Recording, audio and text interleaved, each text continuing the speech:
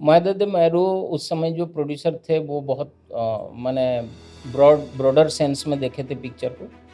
उसको सेलुलॉइड में करके सेलुलॉइड में ही पिक्चर को दिखाया गया। और पिक्चर उस समय गजनी आया था पिक्चर। जी। गजनी से ज़्यादा कलेक्शन था आपका टॉकीज में। अगर बोलूँ तो कम से कम 50 व्यक्ति होंगे जो मेरे से सीखे हुए हैं एडिटिंग का काम। एडिटिंग यहाँ पे। जी। कि एक जन आ रहा है कि ज़मीन बेच के काम कर रहा है। मैं ये ट्रू फैक्ट बता रहा हूँ यहाँ पे। वो लास्ट में एडिटर के पास ही आता है। सभी लोग हट जाएँगे, एडिटर के पास उनको बैठना है, क्योंकि उसके बाद उनको पता चलता है कि पिक्चर का सेंसर होना है। पिक्चर उसके बाद पता चलता है कि उनको ईओफओ में पिक्चर लगाएँगे तभी जाकर डिस्ट्रीब्यूट हो पाएगा पिक्चर। ईओफओ में लगाएँगे तो आरओ देना पड़ेगा, दैट इज़ कॉल्ड आपका रिलीजिंग ऑर्डर। मैं 2011 में 12 पिक्चर को पोस्ट प्रोडक्शन किया हूँ सर। और उसके लिए जितना टेक्निक लगेगा, जितने एडिटर्स को बैठा-बैठा के सिखा के सभी को वो देख के, मैं बोला ना कि मेरा किचन तक भी एडिट सेटअप लगा हुआ था। सब अलग लगा रहा हूँ सर। कुत्ते को मैं डायरेक्शन के लिए दे दिया। समझ रहे हैं? तो कलाकार को वो सीखना चाहिए कि भौंकना कैसे अच्छा हो जाएगा। कि मैंने एक जन आए थे पूरा पैसा लेके कि आप डायरेक्शन का, बहुत पुराना बात बोल रहा हूँ। वो हीरो बनना चाहते थे। मैं बोला कि मैं अगर डायरेक्शन करूँगा आपको हीरो नहीं लूँगा। उसका मतलब ये नहीं है कि मैं अगर एक एल्बम में मैं सॉन्ग में काम किया या एज एन हीरो काम किया मैंने उसमें, बट मैं बोलूँगा कि मैं डायलॉग्स बोल दूँगा। मैं डायलॉग्स जाके हीरो बन जाऊँगा। बन सकते हैं, कोई दिक्कत नहीं है। बट हम एज ए दर्शक जब देखेंगे हम कमियाँ निकालना चालू करेंगे। 100 रुपया चीज़ को मैं टेक्निकली क्लेवरली श्रीमन जी से काम करा के 50 रुपए में कर दिया। तो ये ऐसा बात हुआ कि मैं मूँगफली के दाम में मैंने काजू खाने का मैं कोशिश किया, बट वो कभी सफल नहीं होगा। वो मूँगफली जो है मूँगफली ही दिखेगा, काजू का स्वाद नहीं आएगा। साथियों नमस्कार।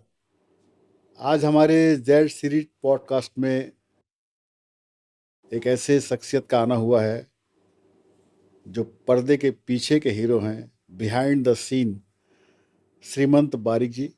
मैं श्रीमंत जी का बहुत बहुत स्वागत करता हूं। साथियों, जब एक फिल्म को हम देखते हैं या एक एल्बम को देखते हैं, गाना देखते हैं, वीडियो देखते हैं, तो उसमें सारी चीज़ें शामिल होती हैं। अभिनय, निर्देशन, संगीत, कला, photography, editing, mixing, sound system और पोस्ट प्रोडक्शन का काम बहुत तकनीक से भरा हुआ होता है। तो पोस्ट प्रोडक्शन के ऐसे महारथी श्रीमंत बारिक जी एज ए एसोसिएट डायरेक्टर भी रहे और आपकी सुपर डुपर हिट फिल्म मया दे दे मयारू रही है जिसका उन्होंने निर्देशन किया। तो श्रीमंत जी से आज हम फिल्म निर्देशन, फिल्म निर्माण और पोस्ट प्रोडक्शन की तकनीकी बातों पर चर्चा करेंगे। तो श्रीमंत जी, जैसा आपके बारे में मुझे पता लगा कि आप 25 सालों से लगे हैं फिल्म के पोस्ट प्रोडक्शन के काम में और निर्देशन के काम में, तो इस तरफ आने की प्रेरणा कैसे हुई और छत्तीसगढ़ आपका आना कैसे हुआ, छत्तीसगढ़ में कैसे काम शुरू हुआ, बताना चाहेंगे? हाँ, मेरा फैमिली तो माने पिताजी जो है नौकरी पेशा में थे। जी। और मैं माने पूरा फैमिली नौकरी पेशे में है। और मैं जो उस जगह पे पला बढ़ा वहाँ पे छऊ करके अगर जानते होंगे, जी। उसी में मेरा रुचि आया माने बचपन में। तो वहाँ से होते हुए कॉलेज में ड्रामा करते हुए थिएटर, और थिएटर से फिर टेक्निक के तरफ जब हम राजधानी आए पढ़ाई के साथ-साथ मैं एडिटिंग में वो हुआ, और थिएटर के साथ मिलके भुवनेश्वर मेरा जो जगह है आपके उड़ीसा में। मुख्य कार्यस्थल भुवनेश्वर था, उड़ीसा। हाँ, एजुकेशनल वहाँ पे रहा। फिर वहाँ से और वहाँ छत्तीसगढ़ आ से गए। छत्तीसगढ़ तो हम माने जब मैं नौकरी किया स्टूडियो में, एक स्टूडियो है, उन्होंने यहाँ पे मेरे को अपॉइंट किया रायपुर में। जी। तो हम यहाँ आए और फिर नौकरी छोड़ के यहाँ का स्टूडियो और यहाँ का जो फ़िल्म है और इस इंडस्ट्री में तो रह उस गए। वक्त स्टूडियो में आप क्या काम देखते थे? मैं एज एन एडिटर आया हुआ था। अच्छा। वो जो स्टूडियो है सार्थक करके स्टूडियो है, उसमें मैं एज एन एडिटर अपॉइंट हुआ था और उड़ीसा से यहाँ ट्रांसफ़र हुआ था मेरा। उसके बाद आप निर्देशन में आए। हम उसका बीच का जो है मैंने नौकरी छोड़ा वहाँ से, वो कंपनी भी यहाँ से चला गया यहाँ से। जी जी और मेरे को एक फ़िल्म का ऑफ़र आया उस समय, ये करीबन 2006 या 7, जी ठीक से याद नहीं आ रहा है, 7 शायद। तो उसने मैंने हाँ भरा और एजेंट मैंने एसोसिएट डायरेक्टर के हिसाब से उस पिक्चर को किया। रघुवीर पिक्चर का नाम था वो। तो डायरेक्शन में आपका पहले कोई अनुभव था क्या उड़ीसा में? उड़ीसा में हम थिएटर, बेसिकली थिएटर से मैं जुड़ा हुआ था। जी उसके साथ साथ फिल्म में वहाँ पे मैंने असिस्टेंट, क्लब बॉय, ये सब में काम वहाँ पे किया हुआ था। और डायरेक्शन की तरफ रुचि ही था। जब जी उड़ीसा में आप अगर जानते होंगे जात्रा एक होता है जी मंच पे, जी तो उसमें हम बचपन से देखते आए हैं, तो वो रुचि बहुत था। मैंने यात्रा में भी रोल भी किया हुआ है और उसी से रिलेटेड है ये। जी तो हमने डायरेक्शन में आया उड़ीसा में ही। और उसके बाद सच बताऊं तो मैंने डायरेक्शन में उस समय क्या होता है कि जो मॉनिटरी प्रॉब्लम है, तो उसके उसी से वजह से हम एडिटिंग में फिर आए कि एक जॉब हो जिसमें हम पैसा भी कमा पाए, रेगुलर इनकम का रेगुलर सोर्स इनकम के बनना लिए। जरूरी है। एडिटिंग में इसलिए तो आए। रघुवीर और मया दे दे मयारू आपने जो जबरदस्त फिल्मों का निर्देशन किया और पोस्ट प्रोडक्शन में भी लगे रहे। जी। पोस्ट प्रोडक्शन का काम जो है वो काफ़ी सावधानी का है बारिक जी। तो इसके बारे में बताना चाहेंगे कि किस तरह की बातों का ध्यान रखना चाहिए, क्योंकि बहुत से हमारे छत्तीसगढ़ के कलाकार पोस्ट प्रोडक्शन में काम कर रहे हैं।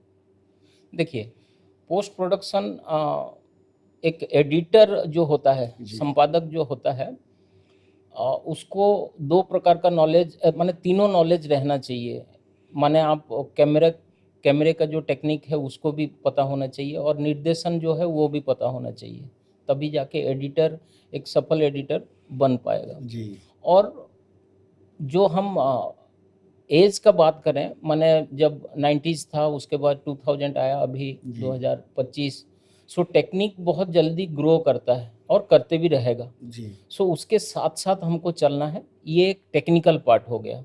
बट आर्ट और टेक्निक दोनों को मिला के जब हम बात करते हैं, दोनों का अगर साइड देखेंगे बहुत कंफ्यूजिंग है।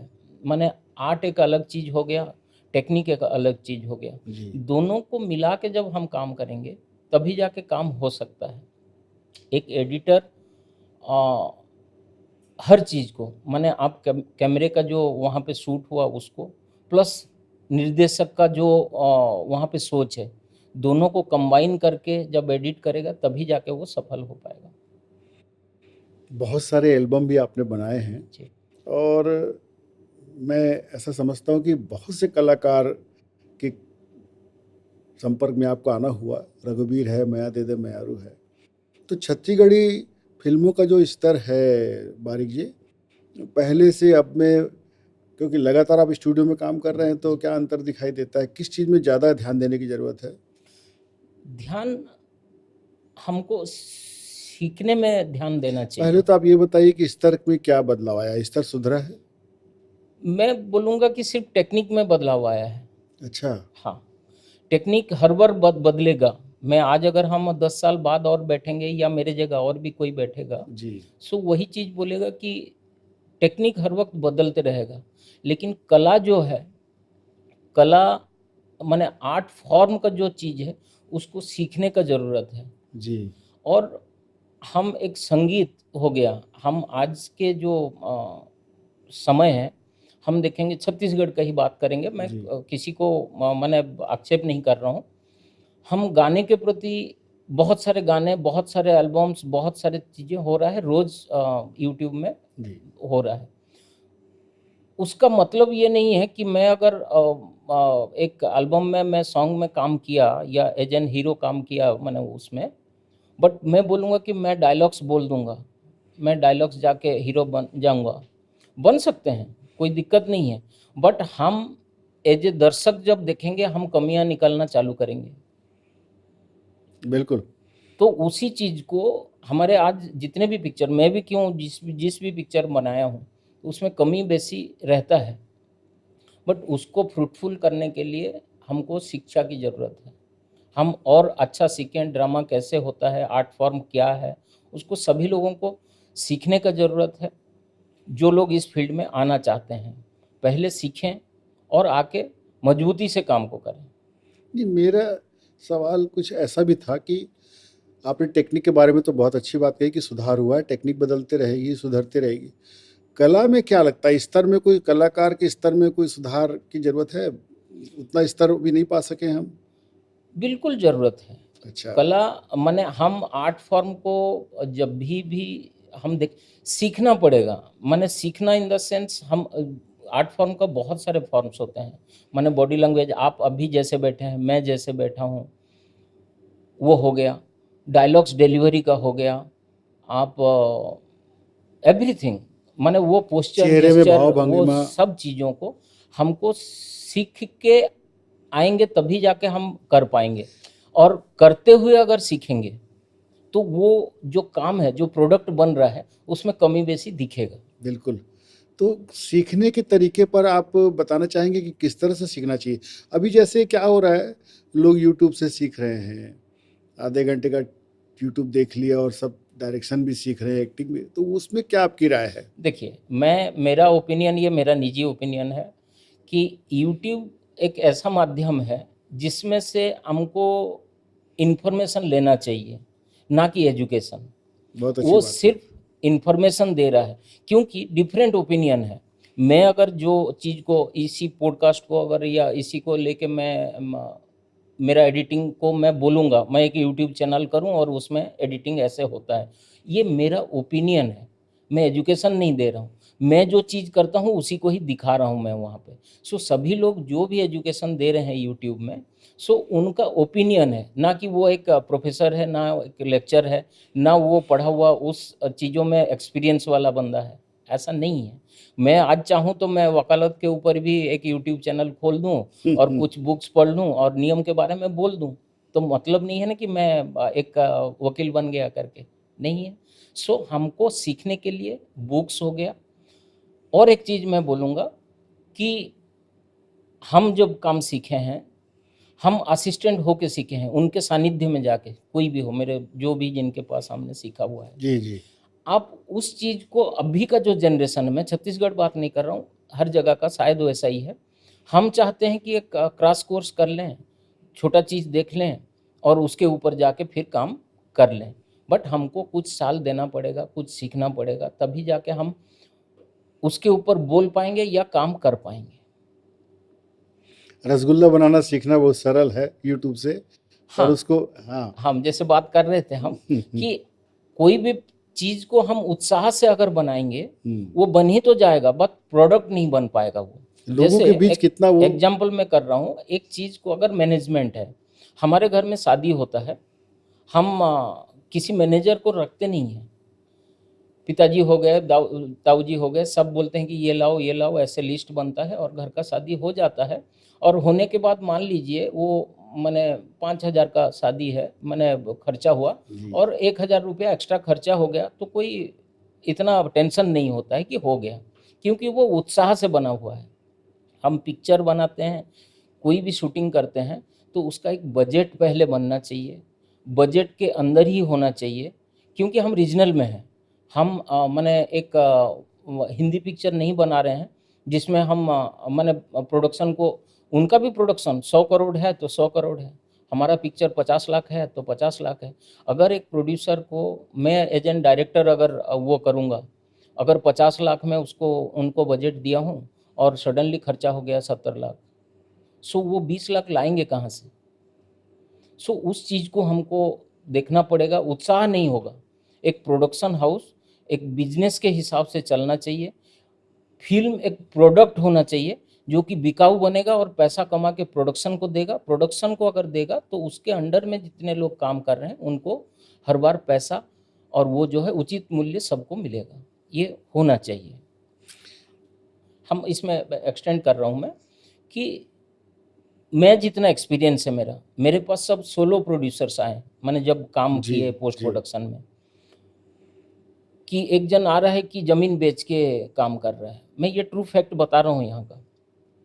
वो लास्ट में एडिटर के पास ही आता है। सभी लोग हट जाएंगे, एडिटर के पास उनको बैठना है, क्योंकि उसके बाद उनको पता चलता है कि पिक्चर का सेंसर होना है। पिक्चर उसके बाद पता चलता है कि उनको ईओफओ में पिक्चर लगाएंगे तभी जाके डिस्ट्रीब्यूट हो पाएगा पिक्चर। ईओफओ में लगाएंगे तो आरओ देना पड़ेगा, दैट इज कॉल्ड आपका रिलीजिंग ऑर्डर, उसके लिए भी पैसा देना पड़ेगा। उनको अगर मॉल में लगाना है उसके लिए अलग पैसा देना पड़ेगा। तो ये चीज़ जब आप ये हिडन आइटम उनको बाद में पता लगता है कि ये बाद सब, में पता हाँ, चलता है। हाँ। अगर किसी भी चीज़ का मन में अगर मेरा है कि मैं 10 लाख खर्चा कर रहा हूँ, तो वो सडन अगर 20 लाख होगा तो किसी के लिए भी शायद पॉसिबल नहीं रहेगा। तो वो एजुकेशन को भी एक प्रोड्यूसर को ज़रूरत है, यहाँ पे उसको समझाना पड़ेगा बिल्कुल। और वो करना पड़ेगा कि नहीं बजट ऐसा होता है। तो उस हिसाब से उन लोगों को जो आज हम देख रहे हैं पिक्चर बन रहा है, बहुत सारे पिक्चर बन रहा है, और मैं तो मैंने प्रोड्यूसर का नाम बता दूंगा कि कितने लोग ज़मीन बेच के आके मैंने यहाँ पे पिक्चर बनाए हैं। वो उत्साह से बनाए हैं, और उत्साह से बाद बनाना में चीज़ सफलता नहीं कभी मिली। भी मैंने आप उसको प्रोडक्ट नहीं मानेंगे और प्रोडक्ट कभी बिकाऊ नहीं बन पाएगा। तो ये जो मार्केटिंग भी बहुत ज़रूरी है आपके हिसाब बिल्कुल। से, और मार्केटिंग में बाद की जो प्रक्रिया है उसको समझना बहुत ज़रूरी है। अच्छा, एक और बारीकी आप बता रहे थे कि जैसे लोगों ने खेत बेच-बेच के फ़िल्में बनाई और बाद में उसमें रिटर्न नहीं मिला, और इतने बजट की फ़िल्में बनती हैं, और जब एडिटर के पास आते हैं, एज़ एडिटर आप काम करते रहे, आप एज़ ए डायरेक्टर भी काम करते रहे, एज़ एडिटर भी काम करते रहे। मया दे दे मयारू का क्या अनुभव रहा आपका? मादद मैरो उस समय जो प्रोड्यूसर थे वो बहुत मैंने ब्रॉडर सेंस में देखे थे पिक्चर को, और जो डायरेक्टर थे बहुत अच्छे हैं वो भी। पिक्चर बहुत उस समय जो प्लानिंग किया गया है पिक्चर को, मैंने उसमें आप मैंने 5 जो कारें हैं उनको ब्लास्ट कर दिया गया था, मैंने सीन के अनुसार फाइट में। और हीरोइन जो हैं वो आए थे बॉम्बे से, ठक्कर थे, सम नाम याद नहीं आ रहा है। और बहुत बड़ा पिक्चर था वो, मैंने बड़ा इन द सेंस मैंने क्रू मेंबर्स बहुत थे वहाँ पे, और मैंने जब ब्रेकडाउन लिखा उसका तो 30 दिन का लिखा था ब्रेकडाउन, 30 दिन में पिक्चर कंप्लीट हो जाएगा। मेरे डायरेक्टर जो है वो बोले कि श्रीमंत 30 दिन में ख़त्म हो जाएगा, हंस दिए वो। मैं बोला हाँ सर हो जाएगा। उसमें अनुज थे हीरो, और हमने इसको बागबाहरा में शूट किया, और 30 डेज़ में पिक्चर कंप्लीट हुआ। और कंप्लीट होने के बाद जब मैंने एडिट किया उसको, और उस समय ट्रांसफॉर्म हो रहा था पिक्चर आपका, मैंने HD फॉर्म तभी आया था जस्ट, जी। तो उसको हम सीने फॉर्म में लाने के लिए बॉम्बे मैंने जब लेके गया पिक्चर को एडिट होने के बाद, उसको सेलुलॉइड में ट्रांसफ़र किए उस पिक्चर को, क्योंकि फिल्म का मैंने एक मैंने जो बोले कि हिंदी में बोलना वो हो रहा है स्वाद आए, मतलब जो फिल्म का ग्रेन्स होते हैं ना, जी, फिल्मी जी। दिखता है पर्दे में, तो इसलिए उसको सेलुलॉइड में करके सेलुलॉइड में ही पिक्चर को दिखाया गया। और पिक्चर उस समय गजनी आया था पिक्चर, जी। गजनी से ज़्यादा कलेक्शन था आपका टॉकीज में मया दे दे माय मयारू दीदी का। मैरू का। तो एक निर्देशक और एडिटर के रूप में आपने फिल्म में उसका काम किया आपने। जी।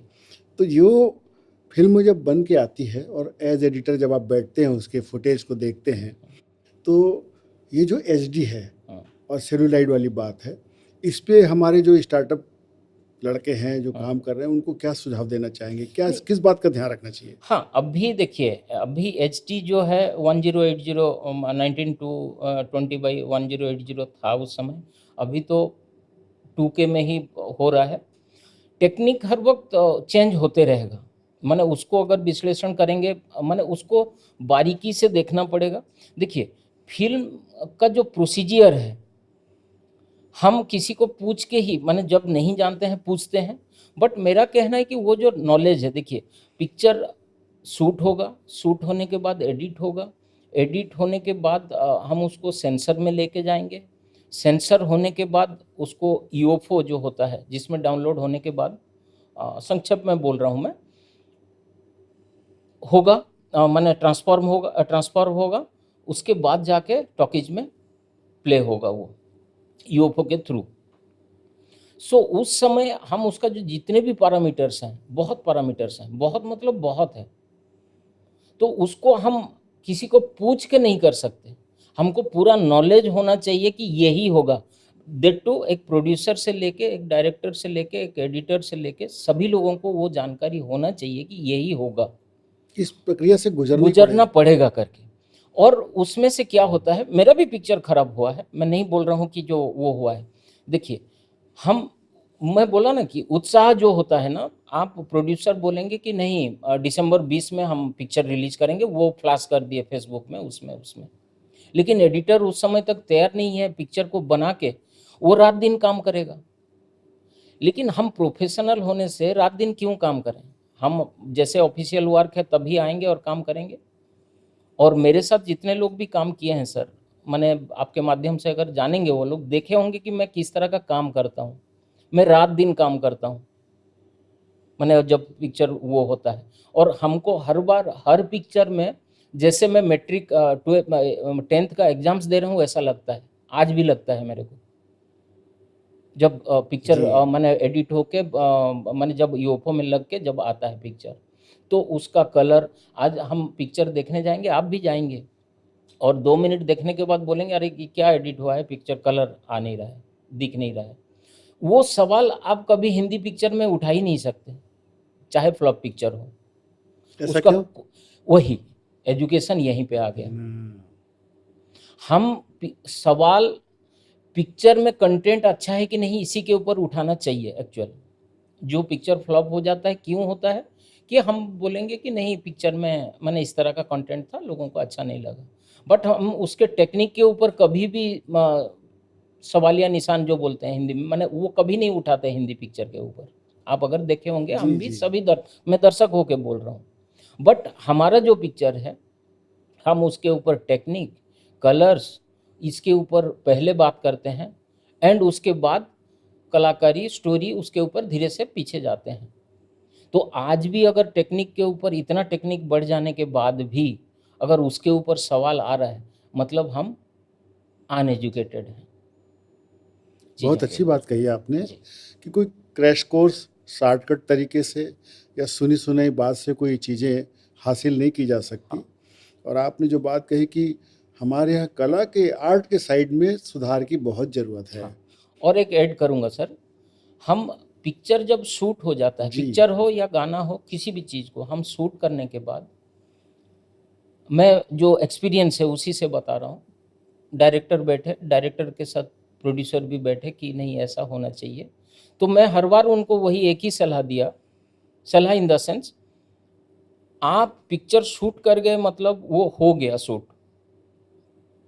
एक 10 बाई 10 का कमरा है, उसमें 6 बाई 6 का पलंग को आप किसी भी कोने में डालिए, जगह उतना ही घेरेगा, 6 बाई 6 का जगह घेरेगा। जी। सो हम शॉट को अगर इधर से उधर करेंगे, इधर से उधर करेंगे, उसमें बदलाव तो दिखेगा, बट उसमें मैंने जो मैं बोलना ये चाहता हूँ कि आपका कंटेंट वही ही रहेगा। तो उसको करने से पहले हमारा सोच जो है, हम शूटिंग करने से पहले उस सोच को इतना मजबूत कर लें कि हम जो शूट करेंगे उसी को ही प्रतिपादन करेंगे या हम दिखाएंगे।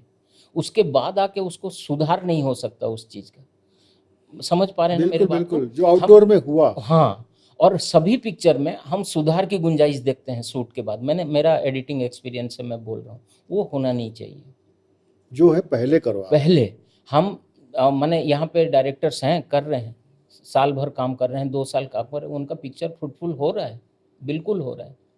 हम उसी चीज़ को अगर सुधार, उत्साह से आके इस महीना चालू कर दिए और वो कर दिए, तो पिक्चर में कमियां और वो दिखेगा, जरूर दिखेगा वो फिर चीज़ें। सुधर नहीं हाँ, सकती। हमारे पास आते हैं कि श्रीमन जी, मेरे को डायरेक्ट प्रोड्यूसर ने ऐसे बोले हुए हैं, मैं उनका वो कर रहा हूँ कि श्रीमन जी आपके ऊपर बहुत वो था, आप पिक्चर को चेंज कर देंगे ऐसा मेरे को लगा।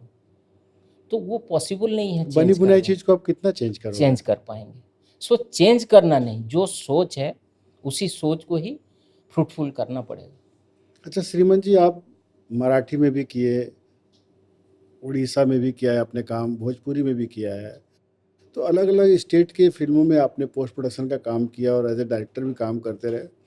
क्या लगता है चारों भाषाओं में जो अलग अलग करते रहे, क्या अंतर दिखता है आपको? उधर का काम कैसा है? आज के डेट में सर काम रीजनल फिल्मों के बारे में बोल रहे हैं। रीजनल में बोल रहा हूँ। रीजनल फिल्म में मैं छत्तीसगढ़ का अनुभव अगर किसी से अलग से करूँ, मैं उड़ीसा से ज़्यादा वो करता हूँ। जो ड्रामा का फॉर्म है, मैंने मैं जितना, शायद गलत भी हो सकता है ये चीज़, एक होता है कि ड्रामा में जब हम 90s में ड्रामा देख रहे थे, फिल्म देख रहे थे, उसमें डी ड्रामा था। D drama in the sense, आप जब शक्ति कपूर को देखते हैं या अमरीश पुरी को देखते हैं तो अलग गेटअप में आते थे, that is called D drama. D drama के साथ साथ हमारा डायलॉग डिलीवरी में एक प्रीफिक्स एंड सफिक्स लगता है। जैसे मैं करके बताऊं तो मैं पूछूंगा, सर मैं चाय पी सकता हूं क्या? ये देखिए अ लगाया पहले। तो छत्तीसगढ़ी में जो लैंग्वेज है, मेरा एक्सपीरियंस है ये, मैं बोल रहा हूँ, उसमें वो माने लचीलापन नहीं है, खड़ा खड़ा है शब्द जो है जी। माने छत्तीसगढ़ी में, मैं जितना एक्सपीरियंस मेरा है, शायद गलत भी हो सकता हूँ। तो वो चीज़ को इम्प्रूव करने का ज़रूरत है लैंग्वेज में, तभी ड्रामा जो है वो ज़्यादा ड्रामेटिक होगा। जैसे आज उड़ीसा में जो लैंग्वेज है उसमें एक फोनेटिक्स लगा के, जो आज के एरा का जो लोग हैं, स्टूडेंट्स हैं, वो हैं, तो उसको थोड़ा सा चेंज कर लिए हैं बोलने का तरीका को। तो यहाँ पे भी उस चीज़ों का भी ज़रूरत है जो ड्रामा को थोड़ा सा लिक्विडेट करे, माने लचीला करके उसको ड्रामेटिक फॉर्म में लाए। और आज का जो ड्रामा का सेंस है लाउड नहीं है, माने धीर सुर से होता है, मेरे को जितना एक्सपीरियंस है या मैं जो अनुभव कर पाता हूँ। तो उस हिसाब से होने से मैं पहले भी जो बताया हूँ कि ड्रामा बहुत अच्छा होना चाहिए। हम अपने जीवन पे भी जो चीज़ करते हैं या बोलते हैं, आज भी जो हम यहाँ पे बोल रहे हैं, वो एक ड्रामेटिक फॉर्म है।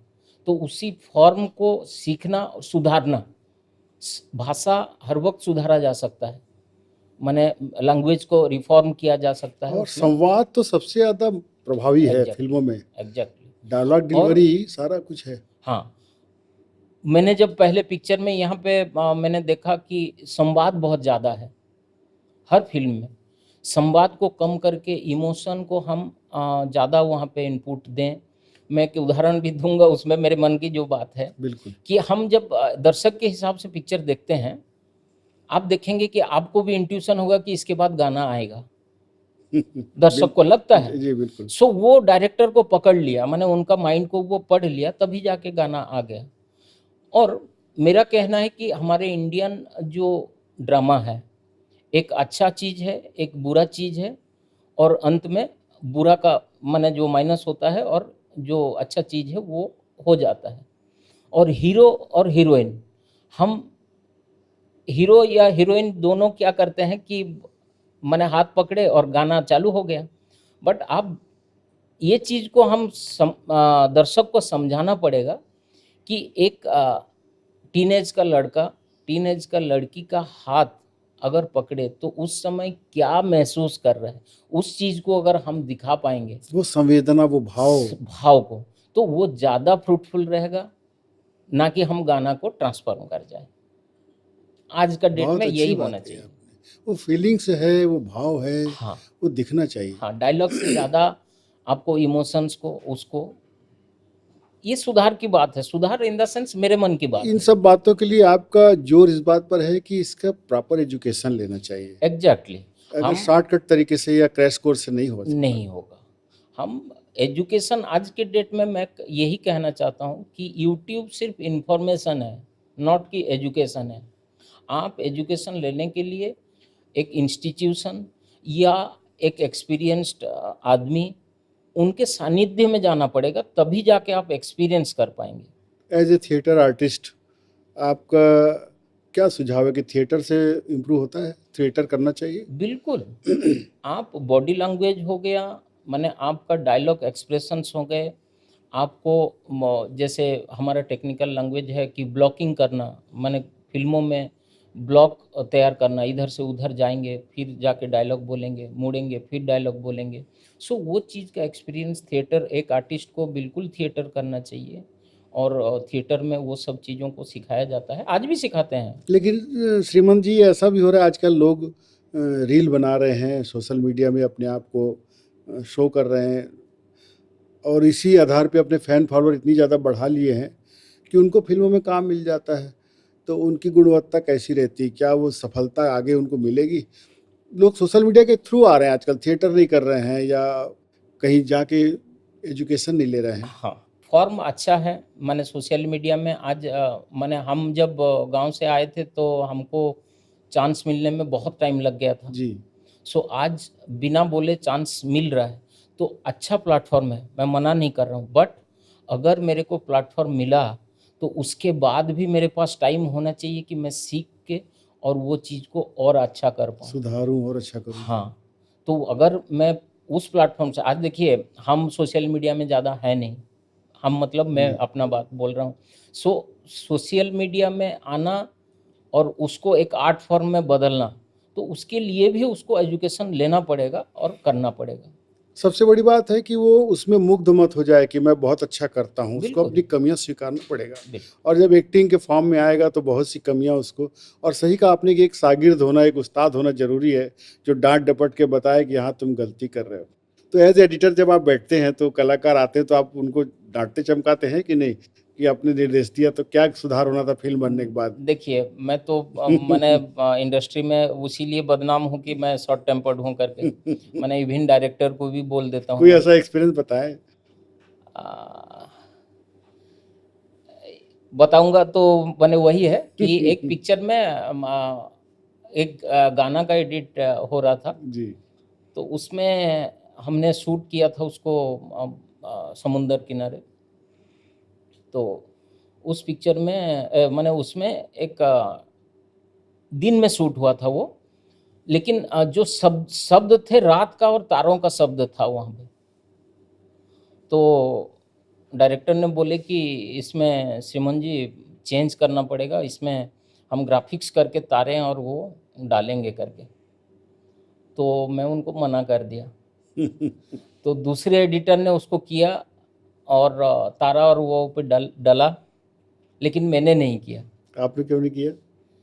देखिए, शब्द माने आप शब्द को अगर गाने में माने या उस सिचुएशन में मेरे मन के नैया में मैं बहता चला गया, उसका मतलब नहीं है कि मैं नाव वहाँ पे दिखा दूँ। ये मेरा लॉजिक है। अच्छा। वो एक भाव है, मन की नाव है ना वो, हुँ, नाव एक शब्द है वहाँ पे। जी, जी। तो नाव तो फिज़िकली है नहीं ना वहाँ पे। हुँ, हुँ। हम गाने में चल रहे हैं और उसमें देख रहे हैं कि माने तारों का जिगर हो रहा है, बट हमने शूट किया है दिन में। तो उसमें और ग्राफ़िक्स करके भी डालेंगे तो एक व्यूअर्स को दिखेगा वो ग्राफ़िक्स करके डला हुआ है करके। तो वो लॉजिक के हिसाब से मैंने हाँ, मना किया था। जी। इस तरह का बहुत सारा इंसिडेंट्स है हुँ, हुँ। कि लॉजिक के ऊपर है। बट उसी वो उनका था, डायरेक्टर का व्यू था, मैंने मना नहीं किया, बट मैंने मना किया कि मैं एडिट नहीं करूँगा उस पार्ट को। ये आपने जो अपने उसूलों के साथ कभी समझौता नहीं किया, हाँ। ये तो है आपकी ख़ासियत। अच्छा श्रीमन जी, अभी निर्देशन कर रहे हैं क्या फ़िल्मों का? मैं तो सोलो निर्देशन अभी तक दिया नहीं हूँ। जी। मैं प्रिपेयर कर रहा हूँ अभी, एक वो करना नहीं चाहिए। मैं राइटिंग कर रहा हूँ खुद, और मैं इसीलिए डायरेक्शन में भी देखिए मेरे पास बहुत अपॉर्च्युनिटी आया डायरेक्शन का। मैं इसीलिए डायरेक्शन नहीं दिया क्योंकि प्रॉपर टीम और प्रॉपर उस जो प्रोड्यूसर है, उसको अगर पैसा माने जो कमा के अगर नहीं देगा, तो उस तरह का काम करने के लिए मैं कभी इच्छुक नहीं रहा। जी, जी। हाँ, मैं सभी को जो भी प्रोड्यूसर्स आए, मैं उनको बोला कि माने आप स्टोरी और वो मेरा होना चाहिए, मैं जिसमें सैटिस्फैक्शन हो पाऊँगा, तो उस तरह का कभी जमा नहीं किसी के साथ। कि माने एक जन आए थे पूरा पैसा लेके कि आप डायरेक्शन का, बहुत पुराना बात बोल रहा हूँ, जी। वो हीरो बनना चाहते थे। मैं बोला कि मैं अगर डायरेक्शन करूँगा आपको हीरो नहीं लूँगा। आपके सो फ्रेम में वो एज़ ए हीरो नहीं ल फिट हो रहे नहीं थे। फिट हो रहे थे। तो वो वहीं से पैसा लेके आए हुए थे एडवांस देने के लिए, तो वहीं से पैसा उठा के चले गए। मैंने कभी उनको बोला नहीं कि जो नहीं नहीं आप रह जाइए और मैं पिक्चर बना दूंगा करके। अगर किसी को लोभ होता तो समझौता कर ही लेता। हाँ आपके पास इतना ऑफर आया, आप समझौता कर सकते थे, पर ये बड़ी अच्छी बात है कि क्वालिटी पे कभी कंप्रोमाइज नहीं करना हाँ, चाहिए। मैं शायद जीवन में पिक्चर ना बना पाऊँ, बट बनाऊंगा तो प्रॉपर टीम और प्रॉपर सब्जेक्ट के ऊपर बनाऊंगा। भले वो पिक्चर चलेगा या नहीं चले, मैंने उसका जो बिजनेस एस्पेक्ट है उसको नहीं बोल रहा हूँ मैं, लेकिन एक प्योर पिक्चर होगा अगर उसको, अगर कोई थेसिस के हिसाब से लेगा कि हाँ क्या ब्रेकडाउन होता है एक पिक्चर बनाने में, वो प्रॉपर मिलेगा। और वो सुजोग अगर मैंने अगर नहीं मिलेगा तभी नहीं भी बनाऊंगा, कोई दुख नहीं है मेरे को। श्रीमंत जी, लेकिन जैसा अभी हम फिल्मों का दौर देख रहे हैं, तो acting, direction, editing, lighting, camera, technique और म्यूजिक, साउंड, सब चीज़ें मिल करके एक फिल्म का जो स्वरूप बनाती हैं, और फिर मार्केटिंग। तो आपके हिसाब से अगर एक्टिंग कमज़ोर है या संगीत कमज़ोर है, तो क्या टेक्निक के बल पे पिक्चर बूस्ट हो सकती है? मार्केटिंग और टेक्निक के बल पे क्या लगता है आपको? कुछ हद तक हो सकता है। सफलता कुछ पूरी नहीं मिलेगी। नहीं। उसके लिए बहुत ज़रूरी है कि एक्टिंग का पार्ट और संगीत का पार्ट और कंटेंट तीनों हाँ, ये प्रॉपर ब्रेकडाउन होना चाहिए। अब देखिए बिजनेस ऑलवेज मेरे हिसाब से एक अलग चीज़ हो गया। जी। कोई भी प्रोडक्ट हो, film as a product, song एक प्रोडक्ट हो गया। प्रोडक्ट को बनाने वाले कभी बेच नहीं सकते। माने मेरे हिसाब से, मैं एक टेक्नीशियन हूँ जी। और मेरे को अगर आप बोलेंगे कि नहीं कैसे बेचा जाएगा, वो नहीं है। 20 साल पहले श्रीमंत जी, यहाँ पे बहुत ज़्यादा स्टूडियो नहीं थे और फिल्म पोस्ट प्रोडक्शन का काम यहाँ बहुत कम होता था। उस दौर में आपका आना हुआ, तो वो कैसा अनुभव था? कैसे शुरू किया आपने और कितने लोग थे यहाँ पे जो काम संभाले?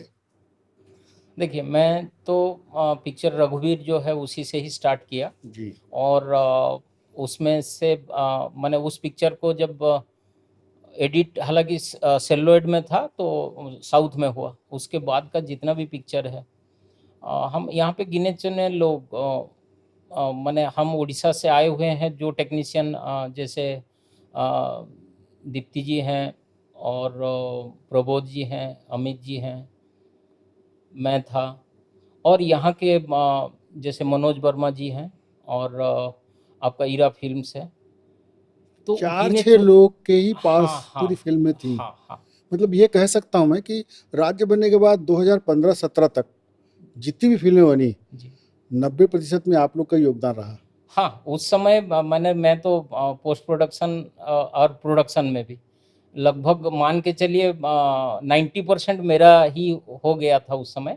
अभी भी अगर कैलकुलेट करेंगे 50% से अबव होगा मेरा, माने अगर जितना पिक्चर बना योगदान हुआ है। आपका, हाँ। और उस समय टेक्निक जस्ट जंप कर रहा था। तो हम उड़ीसा से जो आए थे और यहाँ पे भी जो लोग लगे हुए थे, माने उस चीज़ों को ट्रांसफॉर्मेशन जो है उसी टाइम में ही मैंने आया हुआ था। और उस ट्रांसफॉर्मेशन को समझना, मैं, आप बिलीव नहीं करेंगे, मेरे को प्रोड्यूसर्स मैंने फ्लाइट में मैंने मैं आज जा रहा हूँ, 2 दिन बाद आया तो फिर तीसरे दिन फिर जा रहा हूँ। मैंने बॉम्बे लगातार मुंबई जाना पड़ रहा था मेरे को। वहाँ सारा काम होता और था। मेरे साथ जो पोस्ट प्रोडक्शन हो रहा था उसको छोड़ के दूसरों का पोस्ट प्रोडक्शन का भी काम का जो जाके यूएफओ में वो करना, उसके लिए भी मेरे को ही जाना पड़ता था। और उस समय पिक्चर को एक्सपोर्ट करना और लेके जाना बहुत मैंने इसमें एक किस्सा भी मैं वो कर दूं। एक प्रोड्यूसर्स, मैंने दूसरा मैं नाम नहीं ले रहा हूँ स्टूडियो का, मैंने, उन्होंने आके मेरे को शाम को दिया कि श्रीमंत भाई आप ही को ही लेके जाना है, एक्सपोर्ट करना है, अन्यथा नहीं हो पाएगा। तो मैं बोला सर ठीक है, और मैं करके आ गया। आने के बाद उन्होंने मेरे को एक वाइट लिफाफे में पैसा, बहुत सारा पैसा था। मैं उनको बोला कि नहीं चाहिए सर पैसा, ये मेरा काम था, मैंने कर दिया, आपको सहयोग कर दिया, बट उन्होंने दिया। सो वो टाइम जो था बहुत कम लोग थे और हमने उसमें रात दिन, और मैं ये बताऊं सर, मेरा जो घर था जिसमें मैं एडिट करता था, मेरा किचन तक भी एडिट सेटअप लगा हुआ था, इतना पिक्चर हम एडिट कर रहे थे। मैंने गिने चुने लोगों के पास ही काम था। हाँ, गिने चुने, माने गिने चुने मतलब यही जो मैं आप नाम हैं, दीप लिया। रंजन जी हैं, अमित जी हाँ, हैं। एडिटिंग में सर मैंने मनोज वर्मा जी हो गया, मैंने स्वप्निल स्टूडियो हो गया, और ईरा फिल्म्स में कुछ हुआ था। एवरीथिंग, ऑडियो में प्रबोध जी और वो थे पूरा, और पोस्ट प्रोडक्शन में हम ही लोग ही थे टोटल। मैं 2011 में 12 पिक्चर को पोस्ट प्रोडक्शन किया हूँ सर, और उसके लिए जितना टेक्निक लगेगा, जितने एडिटर्स को बैठा बैठा के सिखा के सभी को वो देख के, मैं बोला ना कि मेरा किचन तक भी एडिट सेटअप लगा हुआ था, हमने उसको किया। वही है कि सर इतिहास इसको गवाह बनाएगा कि ये हुआ था करके। पिक्चर उस समय का आप जितना भी उठा के देख लें, लगभग यूट्यूब में है, सभी में संपादन श्रीमंत बारी की है। वाह, ये बड़े गर्व की बात है। और यूएफओ, आम दर्शकों के लिए जिज्ञासा है कि यूएफओ क्या प्रोसेस होता है? यूएफओ एक पिक्चर को जब टेक्निकली यूएफओ में डाला गया, यूएफओ मतलब आने आपकी पूरी फिल्म एडिट हो गई, बन हाँ, गई, हाँ, वो किस फॉर्म में बनती है? डिजिटल बन गई, जैसा भी उसमें हाँ, सीडी? यूएफओ इसीलिए आया था कि हमारा पिक्चर चोरी ना हो करके, माने एक प्रोड्यूसर का पिक्चर डुप्लीकेट ना बने करके, अच्छा, यूनिवर्सली आया था ये। पायरेसी के शिकार से बचने के शिकार से लिए। बचने के लिए यूएफओ आया था, वो सैटेलाइट के थ्रू माने पिक्चर को, जो उसका टेक्निक है, तो वो एक अलग एंटिटी है जो पूरा पिक्चर को होने के बाद सभी टॉकीज में उसी के थ्रू होता है। अभी बहुत सारे आ गए, यूएफओ हो गया, क्यूब हो गया, के सेरा सेरा हो गया, और आपका इसमें मॉल में वो करने के लिए पीवीआर वगैरह तो में। इनके आने से डुप्लीकेसी के बंद हो गए काम, मतलब फ्रॉड काम होते थे, फर्जी या हाँ, पायरेसी होती थी, बंद हो गए। हाँ, लगभग बंद हुआ, कुछ हद तक वो हुआ उनके टेक्निक में, और आज उसी टेक्निक में ही चल रहा है पिक्चर। अच्छा अच्छा। श्रीमंत जी, जैसा फिल्मों में जो काम कर रहे हैं सारे लोग, फ्रंट में तो कलाकार दिख जाते हैं, निर्देशक दिख जाता है, उसका नाम दिख जाता है, निर्माता पूरा श्रेय ले जाता है, लेकिन आप जैसे लोग जो 72 घंटे उस फिल्म को सजाने में, संवारने में और फ्लोर में लाने के लिए जी जान लगा देते हैं, तो आप लोग की क्या पीड़ा है, बताना चाहेंगे? क्योंकि देखिए, आज मेरी और आपकी बातचीत आम दर्शकों के लिए नहीं हो रही है, ये उन लोगों के लिए हो रही है जो बिहाइंड द सीन लगातार काम करते हैं, कैमरामैन, लाइटमैन से लेके डायरेक्टर, एडिटर, पोस्ट प्रोडक्शन का काम, प्री प्रोडक्शन का। क्या कहना चाहेंगे? देखिए, क्रिएशन हर वक्त माने इस फील्ड में कोई भी आया है, एक स्पॉट बॉय भी है, उसके मन में कहीं ना कहीं कलाकारी है, तभी जाके वो स्पॉट बॉय बन पा रहा है। जी। और मैं भी मैंने जिस दुर्गम जगह से आया हूँ, जंगल एरिया में पला बड़ा हूँ, तो मेरे मन में एक आर्टिस्टिक फॉर्म था करके मैं इस लाइन में आया। और जो टेक्नीशियन है, वो पर्दे के पीछे रहने के साथ साथ उनका पीड़ा जो है, या मेरा जो बिटर एक्सपीरियंस में बोलूँ, मैं छत्तीसगढ़ में 21-22 साल हो गया सर जी यहाँ जी। पे, बहुत काम किए। और जब यूट्यूब का फॉर्म आया, उसमें सभी चीज़ों में गया, और उसका जो क्रेडिट लाइन होता है उसमें नाम रहा। मैंने कुछ दिन पहले देखा कि बहुत सारे चीज़ों में मेरा नाम नहीं है वहाँ पे, as an editor, as an associate director, या किसी में नाम नहीं है, आपका नाम हटा दिया गया हटा दिया गया है। तो वही एक पीड़ा है। देखिए, हम तो माने अगर आप एक पर डे का आर्टिस्ट अगर बोलेंगे, पर डे का टेक्नीशियन बोलेंगे, हमने काम किया, पैसा लिया, काम खत्म हो गया, नाम का क्या। बट इस फील्ड में नाम का महत्व इसीलिए रहता है, एक स्पॉट बॉय भी देखता रहता है कि लास्ट में जो पिक्चर जा रहा है, मेरा क्रेडिट लाइन में मेरा नाम है कि नहीं। वो फर्स्ट डे फर्स्ट शो आता है उसी को देखने के लिए, पिक्चर को। सो वो ये एक शायद जो भी एडिटर्स हैं, एडिटर नहीं बोल रहा हूँ, टेक्नीशियन से जो भी हैं, सो उन लोगों को भी लाइमलाइट में लाना चाहिए। संगठित भी नहीं है, ऐसा कुछ है यहाँ पे? जैसे और हाँ, स्टेट में यूनियन बना हुआ है, अच्छा, हाँ, बैरियर्स बने हुए हाँ, हैं, मेरा जो एक्सपीरियंस यहाँ है, के लिए हम क्या जरूरी है? हाँ उड़ीसा में, मैं उड़ीसा का ही बात जी करूँगा, जी। वहाँ पे टेक्नीशियन के लिए यूनियन है, और हम कुछ बैरियर अगर डालेंगे तभी जाके चीज़ें स्ट्रिक्ट होगा और अच्छा होगा। जी यहाँ पे बैरियर, यहाँ इन द सेंस छत्तीसगढ़ में मैं बोल रहा हूँ कि यूनियन नहीं है। हम उनको जस्टिस, कहीं कुछ हो रहा है तो वो दिला नहीं पाते। नहीं दे पा रहे हैं। और देखिए, कलाकार हो या एक टेक्नीशियन हो, जी मजबूरी हो सकता है, फाइनेंशियल मजबूरी हो सकता है किसी जी का भी। जी। सो हम जिस काम के लिए बने हैं उसको ना करके दूसरे काम में भी चले जा रहे हैं पैसे के लिए। सो उसमें क्या हो रहा है कि एक प्रोड्यूसर को जो पैसा लगा रहा है, उनको लग रहा है कि मैं श्रीमान जी स्पॉट बॉय हैं, उसके साथ साथ कॉस्ट्यूम को भी देख लेंगे। तो उनको बोलूँगा कि नहीं, 1 रुपया नहीं, तुम 1 रुपया 25 पैसे में दोनों काम को कर लो। तो मेरा मजबूरी है, मैं कर लूँगा काम को, बट उसमें वो दोनों काम को संपादित करने में मैं सक्षम हूँ क्या? सिर्फ नाम आ गया मेरा, कॉस्ट्यूम भी कर दिया और वो भी कर दिया। अगर 2 लोग होते, काम को फ्रूटफुल कर पाते ठीक से। और प्रोड्यूसर को जो भी पैसा लगा रहा है, मैं प्रोड्यूसर मतलब इन द सेंस किसी को भी आक्षेप नहीं कर रहा हूँ। मेरा कहना है कि मानसिक स्थिति में ये रहना चाहिए कि हम डेलिबरेटली जिस चीज़ के लिए, जिस आदमी को, जिस बंदे को हम अपॉइंट कर रहे हैं, वो उस चीज़ में अच्छा होना चाहिए। हाँ ठीक है, मेरे रेट में होना चाहिए, वो होगा।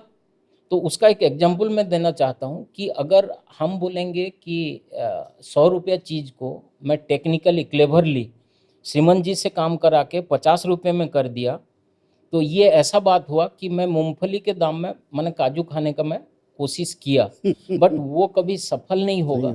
वो मूंगफली जो है मूंगफली ही दिखेगा, काजू का स्वाद नहीं आएगा। तो ओवरऑल अपने काम जो है उसमें इफेक्ट पड़ेगा वो। और एक चीज़ मैं इसमें जॉइंट करूँगा कि मैं अगर प्रोडक्ट बनाने के बाद, मैं सिनेमा को प्रोडक्ट बोल रहा हूँ सर, बिल्कुल। प्रोडक्ट बनाने के बाद मैं ये बेटा एक्सपीरियंस है मेरा कि श्रीमान जी ने खराब कर दिए, चलो ओके, श्रीमान जी ने खराब कर दिए, ओके खराब हो गया, बट नुकसान किसका हुआ? प्रोड्यूसर का हुआ ना। इसका तो देनदारी तो श्रीमान जी को नहीं है। ओवरऑल आपका पिक्चर का जो लॉस है या जो भी है, सिर्फ एक प्रोड्यूसर ही वहन करेगा। किसी को दोषारोप करने से कोई फायदा नहीं मिलेगा। तो दोषारोप लगाने से पहले या कहने से पहले अपने को उतना सजाग रहना पड़ेगा कि मैं जो काम जिसको दिया हूँ वो परफेक्टली कर रहा है कि नहीं, वो परफेक्ट बंदा है कि नहीं उसके लिए, तब जाके वो हो पाएगा। ये बहुत अच्छी बात आपने कही, और संगठित भी होना जरूरी है। और दूसरी बात ये कि एक जो बातों ही बातों में आपने इशारा किया कि उस्तादी बहुत जरूरी, गुरु शिष्य वाली परंपरा बहुत जरूरी है। हाँ। कि जैसे अब कोरियोग्राफर है वो डायरेक्शन में आ गया, या कॉस्ट्यूम वाला उसमें आ गया, इधर से घाल मेल और खिचड़ी से गुणवत्ता प्रभावित होती है। तो असिस्टेंट के बारे में क्या कहना चाहेंगे? हाँ, किसी भी चीज़ का असिस्टेंट हो, माने असिस्टेंट इन द सेंस मेरा कहना है कि हम एक चीज़ को लक्ष्य करें और एक जन को गुरु माने हम, या मैं किताब को ही गुरु मान लूँ, तो उसमें मेरे को इतना ले लेना चाहिए। माने मेरे नीचे जो भी एडिट सीखे हुए हैं, माने अभी मैं अगर बोलूँ तो कम से कम 50 व्यक्ति होंगे जो मेरे से सीखे हुए हैं एडिटिंग यहाँ पे जी। सो वो लोग भी आज कंसिस्टेंट, जो लोग रह पाए मेरे साथ 5-10 साल, जो लोग रहे आज सफल एडिटर हैं वो लोग। मैं ये नहीं बोल रहा हूँ कि मैंने सिखा दिया और मेरे वजह से हुए, ये नहीं बोल रहा हूँ। उनमें उतना धैर्य था, मेरे पीछे रह के काम किए, और आज नामी नाम है उनका। वो भी अच्छे एडिटर हैं, अच्छा कलरिस्ट हैं। सो वो बनने का मेरे पीछे भी बोल नहीं रहा हूँ, किसी के भी हो। अगर पत्थर के पीछे, अगर देवता को भी हम अगर एक पत्थर को भी मान के उनको वो करेंगे, वर्शिप करेंगे, तो वो एक एकाग्रता मेरे में जगेगा कि हाँ मैं भगवान को मान रहा हूँ करके। मैं भगवान हूँ करके नहीं बोल रहा हूँ, बट किसी भी चीज़, पत्थर हो या श्रीमंत, हाँ ये चीज़ के साथ साथ और एक चीज़ सर, हम डायरेक्शन जब दे रहे हैं उसमें कलाकार को मानना चाहिए कि वो इस पिक्चर का गॉडफादर है जो डायरेक्शन दे रहा है। सभी लोग उसका बात, मैं बहुत बड़ा कलाकार हूँ तो उनको नहीं मानूंगा, या वो डायरेक्शन नहीं दे पा रहा है।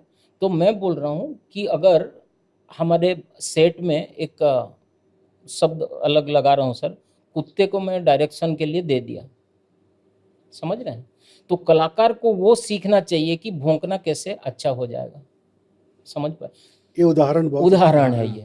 तो मतलब मेरा डायरेक्टर को मैं अगर वर्शिप नहीं मानूंगा कि जो भी डायरेक्शन आप दे रहे हैं, डायरेक्शन मैं इतना निछावर कर दूं, आपका जो गुण है वो मेरे में आ जाएगा। ये डिवोशन का काम है, कलाकारी जो होता है सिर्फ डिवोशन का काम होता है। वो डिवोशन अगर मैं दे दूंगा तो अपने आप वो जो बोल रहे हैं उसी चीज़ को मैं करता जाऊंगा। ये डायरेक्शन में हुआ, ये एडिटिंग में हुआ, स्पॉट बॉय जो नया स्पॉट बॉय है आया है उसके नीचे का वाला हो गया, लाइटमैन के नीचे जो असिस्ट आया है लाइटमैन नया, वो अगर उसको समझ जाएगा तो वो काम सीख भी जाएगा और वो होगा। डिवोशन होना ज़रूरी है, और वो डिवोशन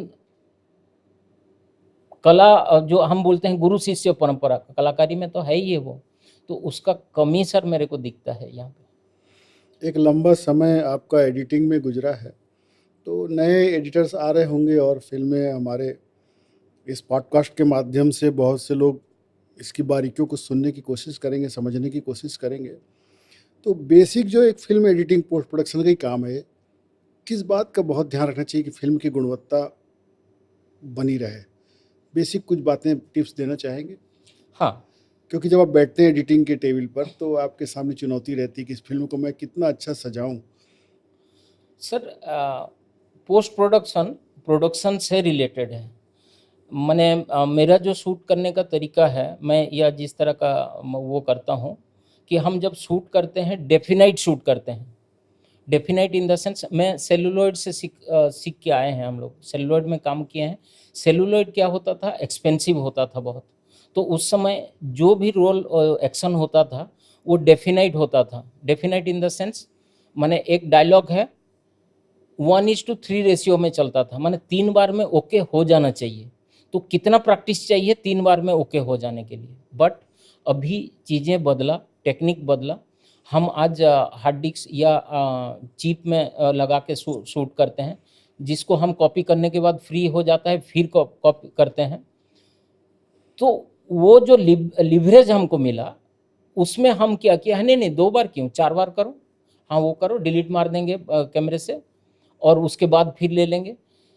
वो लिवरेज हमको मिला ज़रूर, बट वो हमारा जो कॉन्फिडेंस लेवल को कम करता गया। हम डेफिनाइट नहीं हो पाए कि हम काम को कैसे करें। सो वो जब डेफिनाइट हो जाएगा, टेक्निक हमको सरल करने के लिए दिया गया है, ना कि बड़ा करने के लिए उसको या लेंथी करने के लिए।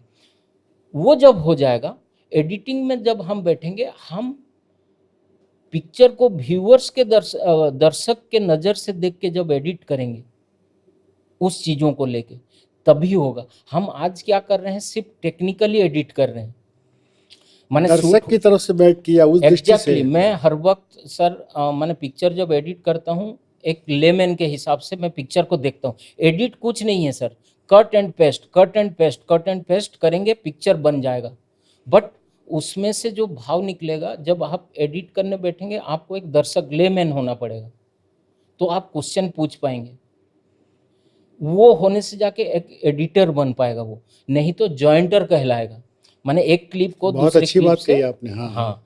आज हम गाना एक क्यों आज ज़्यादा एडिटर हैं, माने एडिटर हमारे टाइम पे एडिटर्स नहीं थे सर। आज ज़्यादा एडिटर इसलिए हैं, गाना चल रहा है, गाने में शब्द है, शब्द के अनुसार आपको क्लिप को रख देना है, कोरियोग्राफर जैसे कर दिया, तो वो एक जॉइंटर है। उसमें ग्राफिक्स जो डल गया वो गाने का गुणवत्ता को बढ़ा नहीं रहा है। ग्राफिक्स एक टेक्निक है, एक नया चीज़ है, उसमें वो लग जा रहा है, बट आप उसमें भाव क्रिएट नहीं कर पाएंगे जब तक आप उसको दर्शक के नज़र से नहीं देखेंगे। ये है एडिटिंग में दर्शक बनना बहुत ज़रूरी है, दर्शक बन के उसको देखना चाहिए। बहुत अच्छी बात कही आपने। और जाते जाते कोई सुझाव और देना चाहें या कोई अपना अनुभव बताना चाहें तो, जो मैं आपसे ना पूछ पाया हूँ? हाँ, अब सर छत्तीसगढ़ में बहुत मेरे को प्यार मिला एज एन एडिटर भी, और वो भी इसीलिए मैं आज छत्तीसगढ़ में रह गया हूँ सर। मैंने बोलूँ तो मैं छत्तीसगढ़िया हूँ। जी जी। और सुझाव के इसमें जो नया पीढ़ी आ रहा है, मेरा रिक्वेस्ट है उन लोगों को कि भले यूट्यूब आप देखिए, यूट्यूब में बहुत सारे एडिटर्स हैं, या मैं एडिटिंग के बारे में हूँ तो एडिटर बोल दिया, कोई भी टेक्निक हो आप उसमें ज़रूर देखें, सुझाव उनसे लें, लेकिन आप एक एजुकेशन के तरफ अपने को मैं बोलूँ तो एक वनवास में जाइए। 1 साल हो या 6 महीना हो या 2 साल हो, किसी के में भी, माने आप बुक पढ़ के हो या किसी के अंडर में जाके हो, आप सीखें। और सीखने के बाद आप जब काम करेंगे, कोई भी काम हो, उसमें जब आप काम का लॉजिक को समझाएँगे, आपका जो कस्टमर माने प्रोड्यूसर हो गया, वो वहाँ पे सटीक बैठेगा। माने आप वहाँ पे अच्छा ऐसा सर कैसे बोल रहे हैं? ना ऐसा हाँ सर ऐसा नहीं होना चाहिए। आप जो बोलेंगे वो सटीक होगा और उसको मान्यता मिलेगा और आपका प्रोड्यूसर हो या जो भी फाइनेंसर हो, जो भी उसको बना रहा है, वो मानेगा कि नहीं, श्रीमान जी जो बोल रहे हैं, ओके बोल रहे हैं करके। वो एजुकेशन से ही आएगा। एक ही बात सर, ओनली एजुकेशन सर, किसी भी फील्ड में हो। इतने लंबे समय तक काम करने के बाद आपने जो मंथन करके जो बात निकाली है, वो यही है कि शॉर्टकट तरीके से क्रैश कोर्स से या यूट्यूब से या सोशल मीडिया से आप खुद को टेक्निकली निखार नहीं पाएंगे। तो आपसे चर्चा करके बड़ा अच्छा लगा श्रीमान जी। साथियों, आज की चर्चा तकनीक पक्ष को ज़्यादा लेकर थी और आज पोस्ट प्रोडक्शन में इतना ज़्यादा ध्यान देने की ज़रूरत है और छत्तीसगढ़ की फिल्मों में इस बात की जो चर्चा की है श्रीमंत जी ने कि टेक्निक्स के साथ साथ कला का क्षेत्र हो, अभिनय का क्षेत्र हो, संगीत का क्षेत्र हो, गहराई से अगर उसका ज्ञान लिया जाए, उसकी शिक्षा ली जाए, प्रशिक्षण लिया जाए तो गुणवत्ता बहुत सुधरेगी। तो मैं आशा करता हूँ कि आपको श्रीमान जी की तकनीकी बातें और एक पोस्ट प्रोडक्शन काम कितना तकलीफ दे, कितना कठिन होता है, समझ पाएंगे। मैं आशा करता हूँ कि आपको बातचीत पसंद आएगी। अपने सुझाव से अवगत कराइएगा। आप सबका बहुत बहुत शुक्रिया, आभार। श्रीमान जी, आपका भी बहुत बहुत शुक्रिया।